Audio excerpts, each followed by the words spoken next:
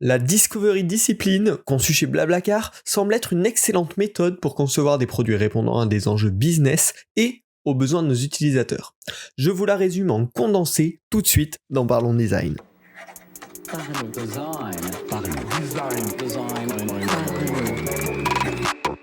Cette 5e saison de Parlons Design est sponsorisée par The KK2S Theory, le site des product designers.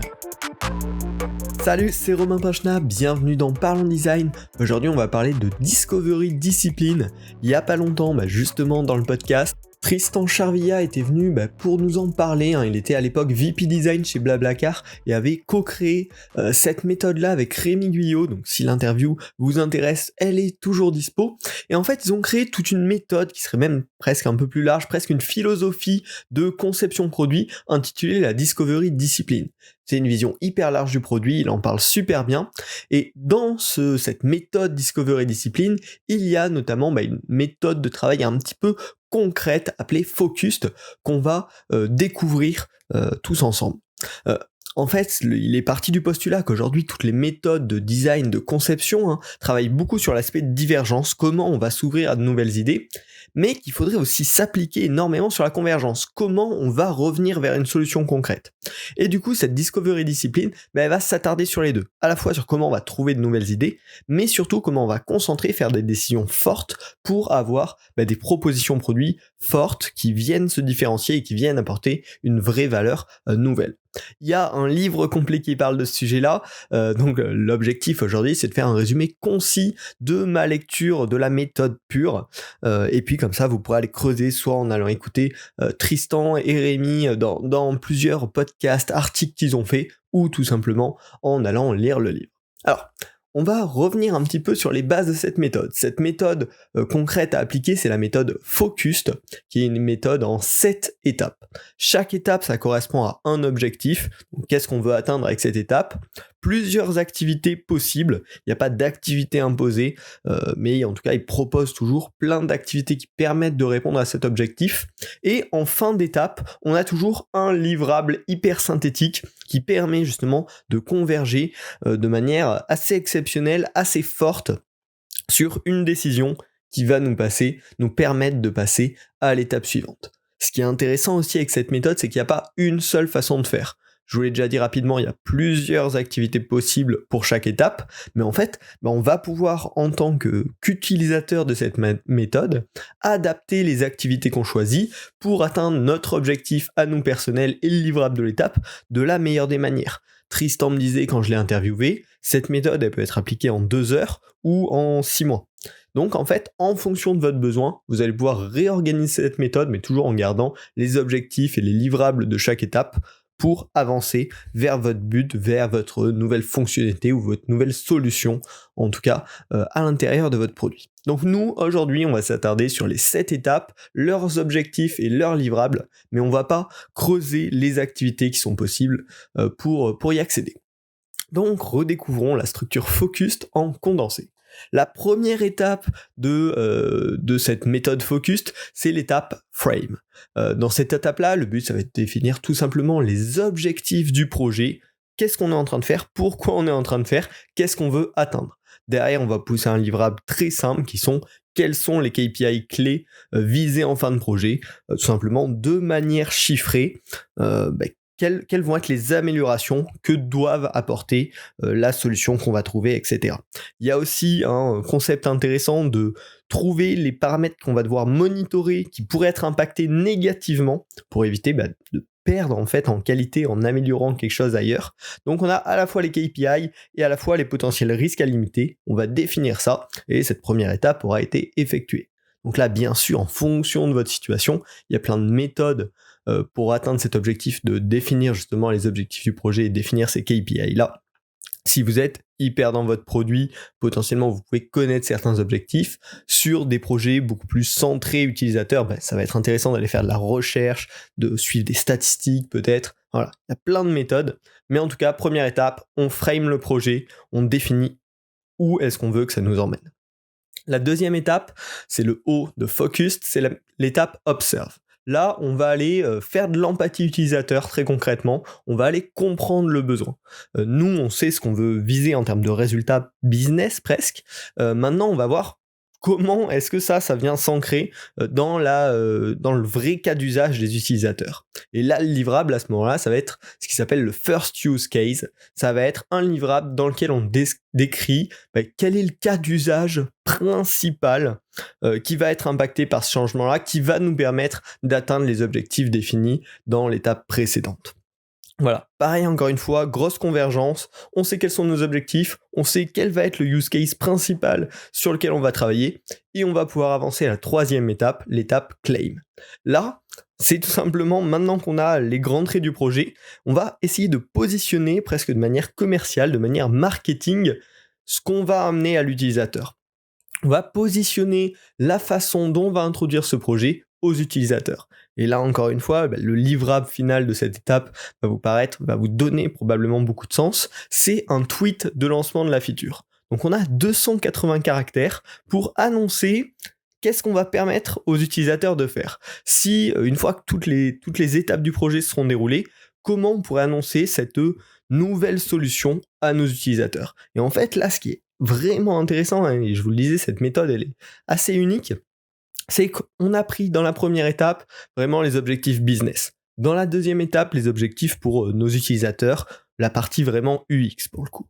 Dans la troisième étape, on vient se positionner en tant que partie marketing. Comment on va vendre ça à nos utilisateurs ? Parce que c'est bien beau d'avoir une bonne solution. Si derrière on peut pas la partager, si derrière on peut pas la faire découvrir, ça n'a pas d'intérêt. Donc dès cette étape-là, on va essayer de la rendre un peu sexy en tout cas, pour qu'on voit comment on peut la valoriser auprès des utilisateurs, auprès des potentiels clients. Donc là, les 3 premières étapes ont permis de bien cadrer le projet. On va arriver sur la 4e étape, le U de Focused, qui est Unfold. À ce moment-là, on va essayer d'étendre la vision de ce qui entoure le produit. On voit qu'on a déjà touché à pas mal de domaines, mais là, on va essayer de l'étendre sur la communication, le service client, le contexte qu'il y a autour.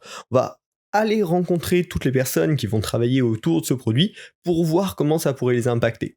Souvent, en tant que designer, on a tendance à oublier ça, mais des changements, notamment de features un peu clés d'une application, ça peut avoir un impact hyper important sur le service client.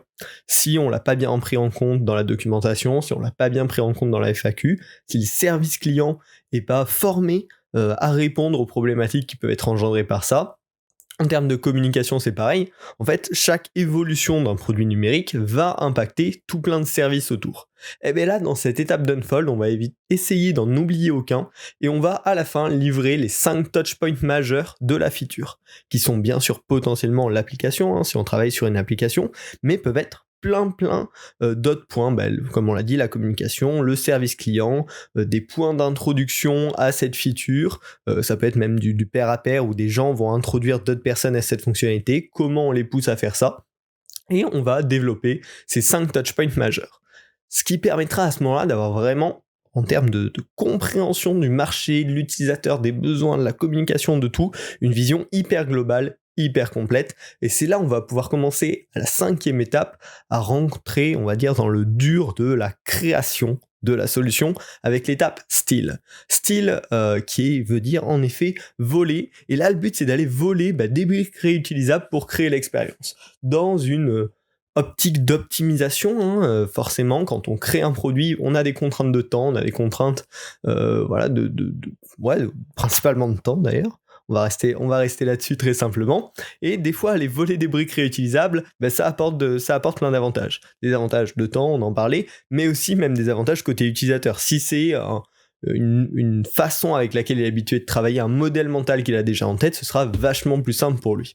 Donc dans cette étape-là, on va aller essayer de trouver des inspirations sur des modèles qui se rapprochent un peu du nôtre, pour voir comment on pourrait donner vie à cette idée, à ce concept qu'on a défini dans les étapes précédentes. Donc là, ça peut être du bench sur notre propre produit, ou est-ce que dans notre application, dans notre service, on a déjà des fonctionnalités qui ressemblent à ça, avec des morceaux qui marchent bien, et où est-ce que des concurrents, ou même des entreprises qui n'ont rien à voir, ont intégré des trucs qu'on pourrait piquer et qui seraient intéressants en termes de modèle mental, de fonctionnalité, de visuel, de manière de communiquer ce concept-là.